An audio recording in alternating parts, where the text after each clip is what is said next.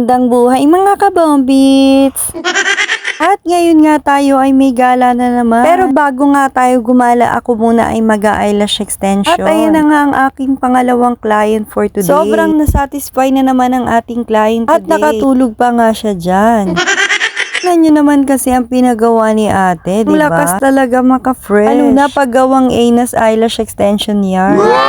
Ayan na nga, dumilat na si ate. O, diba? Ang lakas maka-fresh.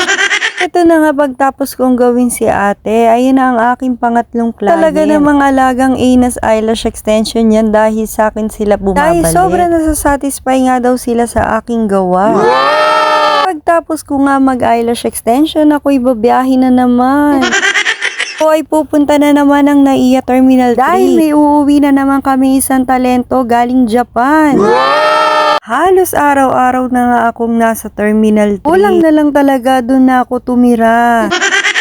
At ayun na nga, kukunin ko na si Blackie sa kanyang parking. Tapos ko nga makuha si Blackie, ako ay nag-ready na. Nainit ko muna ang makina ni Blackie bago kami bumiyahe. Sana all nga pinapainit.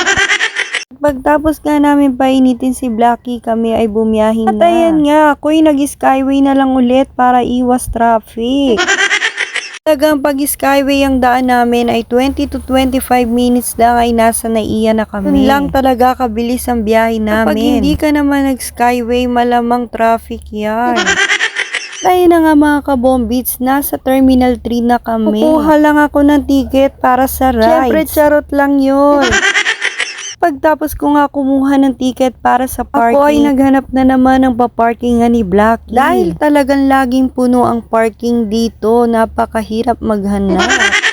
Sabi ko nga kila mama, mukhang kilalang kilala na. Nagbibigay ng ticket dahil gabi-gabi na lang kami nandito. Pero dahil ganun naming kamahalang talent namin, hahatid at sasalubungin namin sila.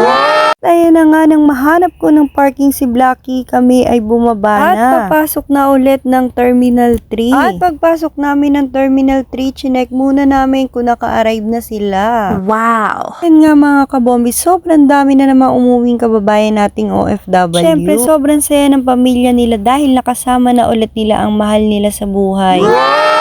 Ayun na nga mga kabombits, nung chinek namin ang screen ay arrive na ang Narita. Kaya naman pumunta na kami sa malapit na labasan nila. Diyan nga sila lalabas. Mga ilang minuto nga lang sila ay lumabas na. At nagulat pa nga kami ni mama dahil may inabot siyang paper bag na may laman na pasalubong.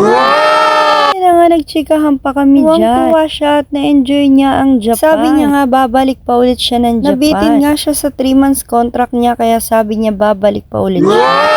Pagtapos nga magchikahan, kami ay naghiwa-hiwalay na. Ayan na nga, tuwan-tuwa si mama. Talaga nakakataba ng puso pag naaalala ka nila.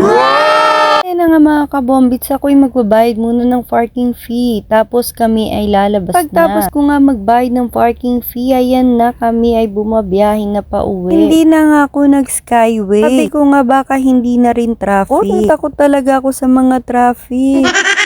Kasi pag inabot ka ng traffic, yung 20 minutes mong biyahe magiging 1 hour. Pagod malala talaga. At ayun na nga mga kabombits, malapit na kami sa aming bahay. Siyempre, ipapark ko muna si Blackie. After ko nga ipark, ayan, umuwi na kami. At ayan nga ang mga pasalubong niya sa amin. Thank you so much, Kim. Ang nakakataba talaga ng puso pag nakakatulong ka sa kapwa mo. At ayan nga mga kabombis, pagtapos ko magbukas ang kung ano-ano, ako ay nahiga na. Dahil sobrang antok na nga, at ayan na nga si Kulit nakatulog na rin. Kaya naman mga kabombis, ako ay matutulog na. Thank you for watching.